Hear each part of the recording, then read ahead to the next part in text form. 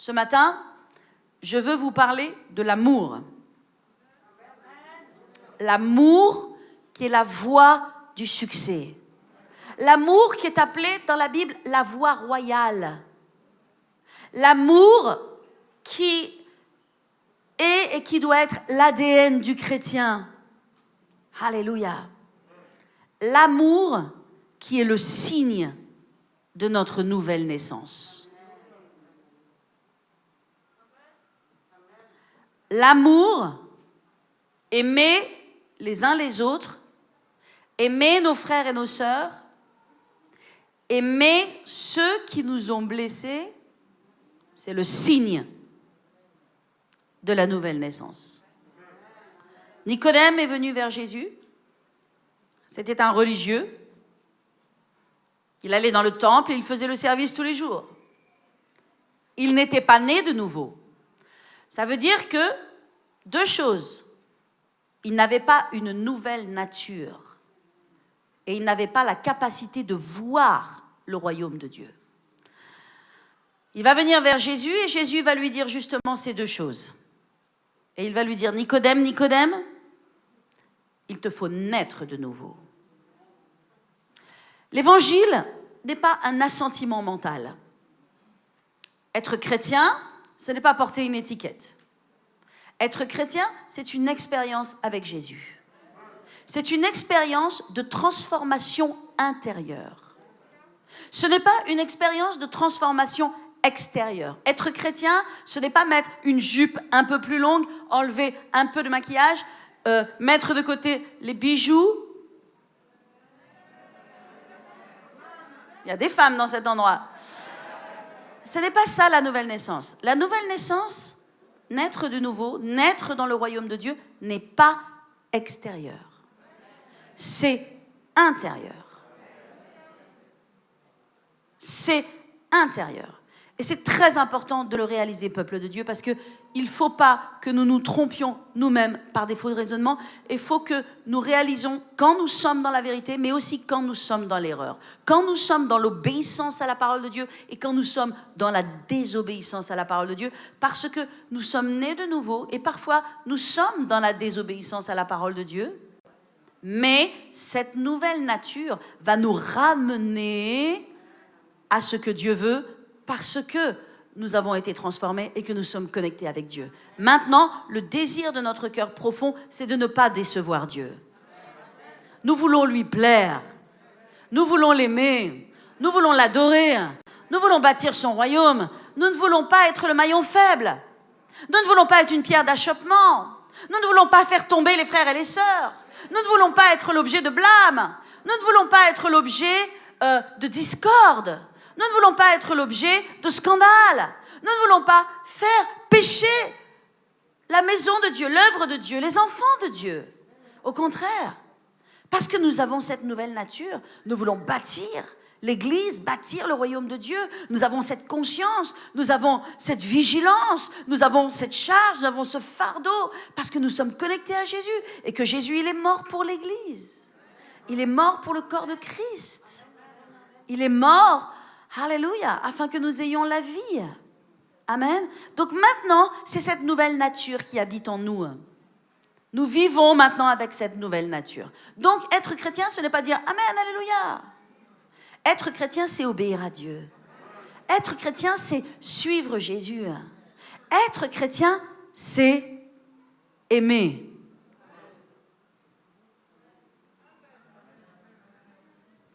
Être chrétien, c'est pardonner.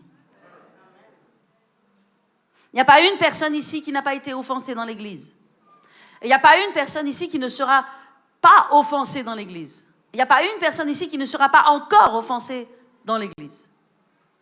Parce que c'est la vie. Amen. Parce que c'est la vie. Mais ce n'est pas grave. L'important, c'est comment on réagit aux choses. Comment est-ce qu'on obéit à Dieu? Comment est-ce qu'on fait fonctionner notre nouvelle nature? Alléluia. Eh bien, Jésus, il a dit à Nicodème, Nicodème, Nicodème, il te faut naître de nouveau. Et il lui a dit aussi ceci, parce que, si tu ne nais d'eau et d'esprit, tu ne peux pas voir le royaume de Dieu. Et un petit peu plus loin, il va lui dire, tu ne peux pas entrer dans le royaume de Dieu. Peuple de Dieu, arrêtons de vivre notre vie chrétienne comme si nous appartenions au royaume du monde. Le monde se bat, le monde se critique, le monde se déchire, le monde est un panier de crabes, le monde est un lieu dans lequel il y a de la compétition jusqu'à la mort de son adversaire, si on le peut. Et ça, c'est l'esprit du monde. Mais Jésus est venu nous sauver de l'esprit du monde, qui est aussi l'esprit de la perdition, de ceux qui ne connaissent pas la vie, qui n'ont pas la vie en eux. Ils ont la loi de la mort qui règne dans leur corps. Ils obéissent à la loi du péché. Et donc, ils ne savent pas faire autrement. Vous ne pouvez pas demander au monde, aux gens qui ne connaissent pas Jésus, d'aimer leurs ennemis, de bénir leurs ennemis. Vous ne pouvez pas, vous ne pouvez pas. Ils ne comprennent pas. Ils disent, mais de quelle planète tu es, mais quel langage tu parles? Je ne peux pas le comprendre. Ils ne peuvent pas le comprendre parce que Jésus a dit, si tu ne nais d'eau et d'esprit, tu ne peux voir le royaume de Dieu et tu ne peux entrer dans le royaume de Dieu. Mais maintenant ici, nous sommes une assemblée des saints. Nous sommes une assemblée de ceux qui sont nés de nouveau. Alléluia. Amen. Et donc, dans l'assemblée des gens qui sont nés de nouveau, c'est différent. Parce que nous devons maintenant agir, parler, nous comporter selon le royaume auquel nous appartenons. Et notre royaume est un grand royaume. C'est un royaume glorieux. C'est un royaume éternel. C'est un royaume qui n'a pas de fin. C'est un royaume dans lequel un jour Jésus va venir et il va nous emmener tous ensemble dans son royaume. Et il va nous faire découvrir son royaume. Et nous allons vivre avec lui éternellement, dans la paix, dans la joie, dans un lieu extraordinaire où les rues sont pavées d'or, où les portes sont de perles, où il n'y a aucun problème de manque, où il n'y a aucune larme, aucune tristesse, aucune mort, aucune maladie, aucune tragédie, aucune souffrance. Un jour, Jésus va prendre ceux qui sont nés de nouveau, qui sont nés d'eau et d'esprit, et les amener dans son royaume pour qu'ils vivent avec lui éternellement. Mais cela veut dire que nous avons revêtu un nouveau cœur, que nous avons revêtu une nouvelle robe, et que maintenant, nous marchons différemment. Nous parlons différemment. Nous réagissons aux circonstances différemment. Lorsque Jésus a prêché son premier message sur le mont quoi? Le mont des Béatitudes. Sur le mont des Béatitudes, dans Matthieu 5, Jésus a prêché son premier message. Premier message de la nouvelle alliance. Il donnait les nouveaux codes. Nous allons le lire ensemble et je veux que tout le monde tourne dans Matthieu 5. À partir du verset 38. Je vous enseigne ce matin ce que la parole de Dieu dit, de sorte que vous le mettiez en pratique dès aujourd'hui dans votre vie. Matthieu 5, verset 38. Jésus dit à la foule, qui sont des Juifs, qui ne connaissent que l'ancienne alliance, qui ne connaissent donc que la loi, et donc qui ne connaissent que la loi du talion. Et la loi du talion, c'est œil pour œil, dent pour dent, qui finalement est la loi du monde. Jésus dit, dans Matthieu 5, verset 38, il dit, vous avez appris. Qu'est-ce qu'ils ont appris? La loi. Vous avez appris qu'il a été dit, œil pour œil. Tu prends mon œil, je te prends ton œil. Dent pour dent. Tu casses ma dent, je te casse ma dent. N'est-ce pas ce que nous faisons quand nous avons une nature non renouvelée par le Saint-Esprit? Tu m'as fait mal, je vais te faire mal. Tu as parlé en mal de moi, je vais parler en mal de toi. Tu m'as critiqué, je vais te critiquer. Tu m'as humilié, je vais te résister. Œil pour œil, dent pour dent. Tu m'as volé, je vais te briser. Tu m'as fait du mal, je vais me venger. Ok? Qu'est-ce que Jésus dit? La question maintenant c'est, est-ce que les paroles de Jésus ont un pouvoir sur nous ou pas? La question maintenant c'est, qui est le maître de notre vie? Est-ce que je suis le propre maître de ma vie et je décide et je fais ce que je veux?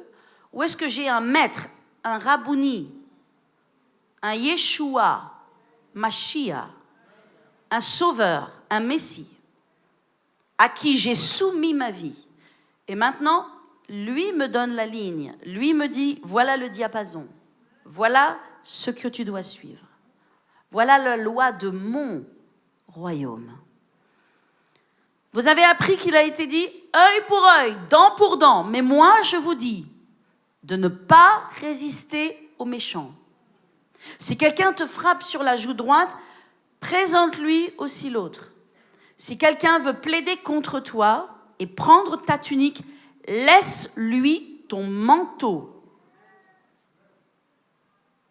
Si quelqu'un te force à faire 1000, fais-en 2 avec lui. Donne à celui qui te demande et ne te détourne pas de celui qui veut emprunter de toi. Vous avez appris qu'il a été dit, tu aimeras ton prochain, tu haïras ton ennemi. Mais moi je vous dis, aimez vos ennemis, bénissez ceux qui vous maudissent, faites du bien à ceux qui vous haïssent, priez pour ceux qui vous maltraitent et vous persécutent,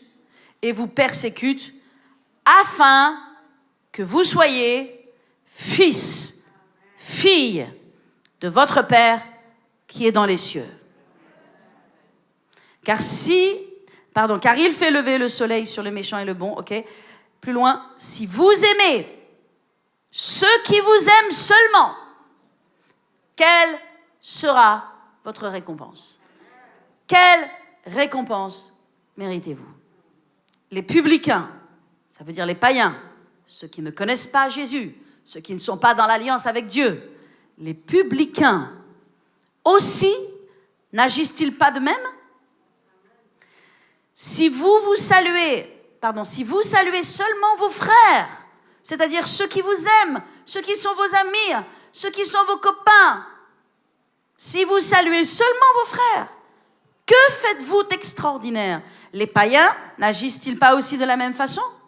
Soyez donc parfaits. Le mot parfait veut dire accompli. Accompli dans la parole. Mature. Adulte. Soyez donc parfaits comme votre Père Céleste est parfait. Alléluia. Ça, c'est la parole de Dieu. Ce n'est pas la parole d'un homme. Ça, c'est la parole de Jésus. Ces paroles de Jésus, personne ne peut les accomplir à moins qu'il soit né de nouveau. Ça demande d'être né de nouveau et de porter en soi le royaume de Dieu, de porter en soi cette nouvelle nature, la nature de Christ en nous, pour accomplir cette parole. Très peu de gens dans le monde peuvent mettre en pratique cette parole. Alléluia. Mais nous qui sommes nés de nouveau, alléluia, cette parole, elle est pour nous. Et maintenant, c'est selon cette loi que Dieu veut que nous vivions. Amen. Jésus nous donne 4 instructions. Il nous dit, voilà ce que vous allez faire pour vivre heureux. N'oubliez pas que nous avons dit que celui qui met en pratique la parole, celui-là sera heureux dans son activité. N'oubliez pas qu'au bout du compte, il y a plusieurs choses. Au bout du compte, il y a des récompenses. Il est parlé ici de récompenses. Jésus a dit, mais quelle récompense mériterez-vous? Si votre justice ne dépasse pas celle des publicains, si vous ne savez pas faire mieux que les païens, Si vous êtes juste comme les païens, quelle récompense allez-vous mériter? Donc il est parlé de récompense. De récompense pour qui? Pour ceux qui vont vivre selon la loi du royaume de Dieu.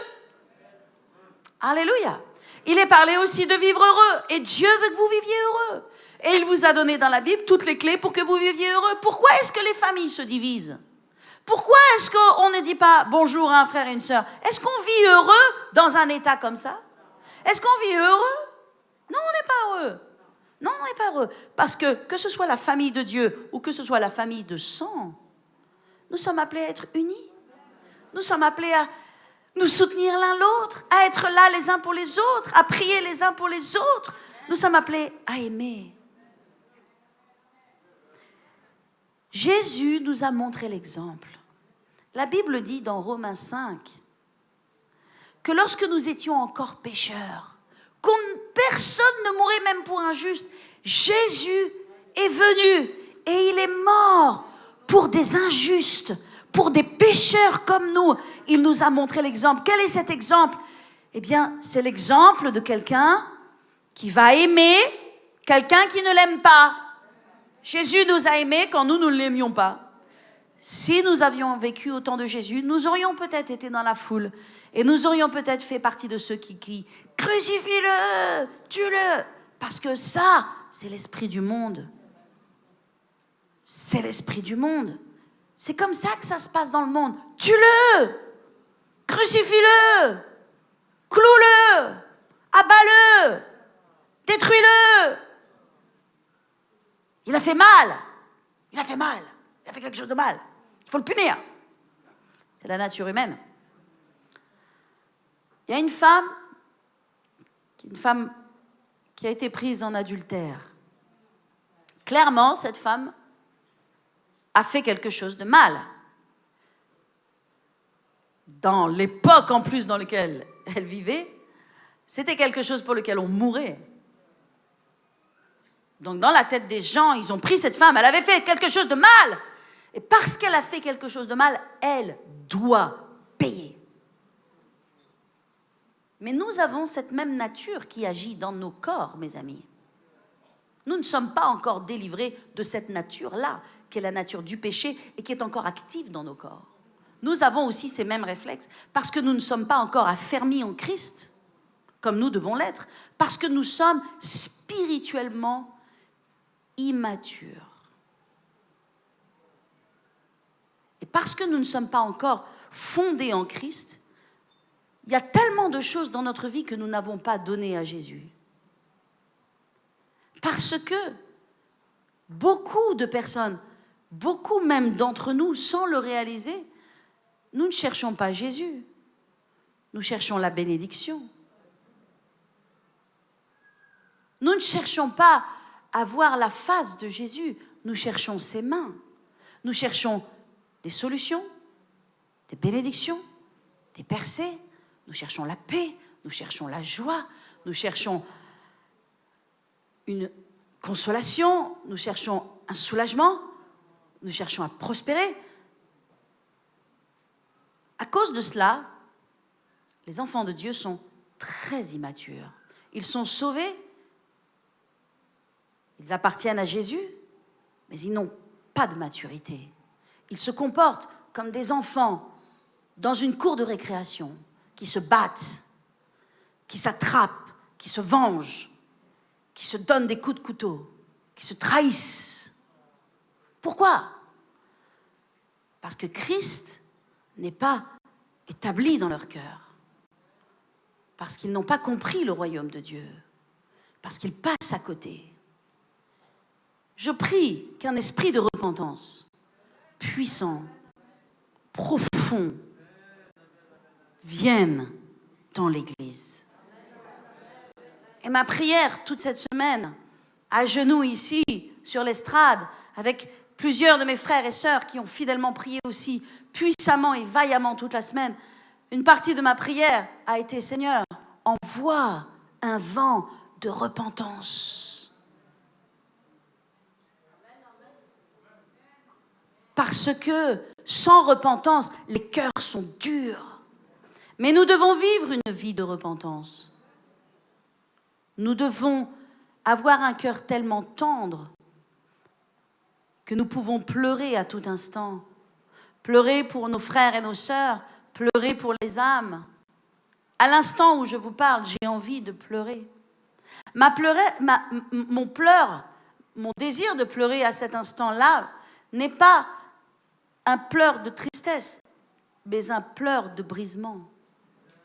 D'être brisé devant Dieu et d'aspirer à ce que le peuple de Dieu soit brisé devant Dieu et que l'orgueil soit brisé, que la résistance soit brisée, que la rébellion soit brisée, que la dureté de cœur soit brisée, que le cou raide soit brisé, parce que personne n'entrera dans sa destinée. Personne n'entrera dans l'accomplissement de la volonté de Dieu, du plan de Dieu pour sa vie, sans ce cœur tendre et brisé. Ce cœur qui s'humilie, ce cœur qui dit, mais sans Dieu, je ne suis rien, et je n'ai rien, et je ne peux rien revendiquer, et je ne revendique rien, et je ne revendiquerai ni une place, ni une position, ni quoi que ce soit. Dieu élève ceux qu'il élève, Dieu abaisse ceux qu'il abaisse. Et qui suis-je? Et qui suis-je? Si Dieu ne bâtit la maison, celui qui bâtit, bâtit en vain. Si Dieu ne veille, celui qui veille, veille en vain. Il ne veille ni ne sommeille, celui qui garde Israël. Dieu est Dieu. Et tant que tu ne parviens pas dans cette position de brisement de ton cœur devant Dieu, de brisement de ta chair devant Dieu, qui te permet d'avoir un cœur tendre et non un cœur dur qui est un cœur maudit. Jésus a dit, j'ôterai leur cœur de pierre et je leur donnerai un cœur de chair. J'ôterai la malédiction d'à l'intérieur d'eux et je leur donnerai ma grâce. Jésus avait un cœur tendre. Jésus pleurait. Jésus aimait les gens. Jésus a aimé les gens jusqu'au bout. Il nous a montré l'exemple. À la croix de Golgotha, la dernière chose que Jésus a faite, c'est qu'il a prié pour les gens. Et il a dit, Père, avant de dire, je rends l'esprit, il a dit, Père, pardonne-leur, car ils ne savent pas ce qu'ils font. Ceux qui vous blessent ne savent pas ce qu'ils font. Et vous qui blessez les autres, parce que vous n'avez juste aucune idée de qui vous blessez, parce que vous pensez que vous ne blessez personne, mais la réalité, vous n'avez aucune idée des gens que vous blessez. Et vous blessez des gens, mais j'aimerais vous dire, parce que vous ne savez pas ce que vous faites. Donc, tout le monde ici blesse quelqu'un. Et tout le monde ici, potentiellement, est ou peut être blessé par quelqu'un. Mais quelle est la réponse à cela? Qu'est-ce que Jésus a fait? La réponse à cela, c'est que Jésus a prié pour ceux qui le blessaient. Jésus a prié pour ceux qui le maudissaient. Jésus a prié pour ceux qui le clouaient. Il n'a gardé aucun grief dans son cœur contre. Vous voulez vivre heureux? Vous voulez vivre prospère? Vous voulez que Dieu réponde à vos prières? Vous ne pouvez pas garder un grief contre quelqu'un dans votre cœur. Jésus a dit clairement, si tu ne pardonnes pas ton frère que tu vois, ok, si tu ne le pardonnes pas, moi je ne te pardonnerai pas. Il a dit clairement, et la parole dit clairement, que si nous ne pardonnons pas les uns aux autres, nos prières ne seront pas exaucées. Parce que Dieu ne peut pas exaucer les prières de quelqu'un qui retient quelqu'un d'autre dans son cœur et qui ne lui pardonne pas alors que Jésus t'a pardonné à toi. Et vous connaissez toutes les paraboles qu'il y a dans la Bible? que celui qui avait, un homme qui avait une grande dette, est allé voir son maître, il lui dit, oh, et son maître lui a remis de sa grande dette. Il devait, imaginer, des millions, il devait beaucoup d'argent. Et il sort, et puis d'un seul coup, il voit celui-là, là, qui lui doit 10 euros. Il l'attrape par le cou et lui dit, hey, rends-moi ce que tu me dois, rends-moi ce que tu me dois. Hein? Vous connaissez cette parabole?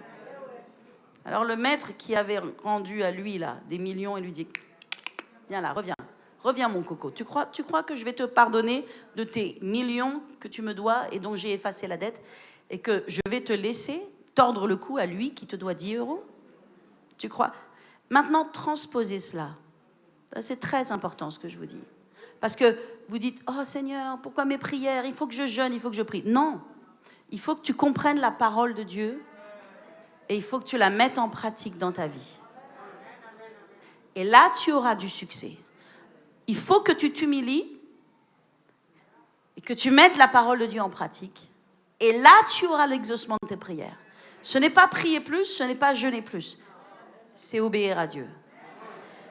Dieu aime l'obéissance. Il dit, l'obéissance vaut mieux que les sacrifices. Vous savez, Dodie Austin, nous avons publié son livre qui s'appelle « Guéri du cancer ». Combien de gens ont été guéris du cancer en stade terminal, hein? Combien de gens sur lesquels il n'y a pas de traitement médical, tellement leur cas est avancé, sur lesquels il n'y a aucune solution médicale? Combien de gens ont été guéris de ce type de cancer? Vous en connaissez? Non. Très peu. À moins d'un miracle de Dieu. Et donc, Dodie Austin était diagnostiqué, cancer du foie, stade terminal, pas de solution, pas de guérison, pas de traitement. Son fils, Paul, que nous connaissons, qui est venu dans cette église, son fils, non c'est Justin, Paul n'est jamais venu. Enfin bon, bref, Paul, qui est médecin, est sorti de la chambre d'hôpital, a pleuré dans le couloir, savait qu'il n'y avait pas d'espoir. Cette femme, elle est rentrée chez elle, Dodie Austin, elle est exceptionnelle. Elle est encore en vie aujourd'hui.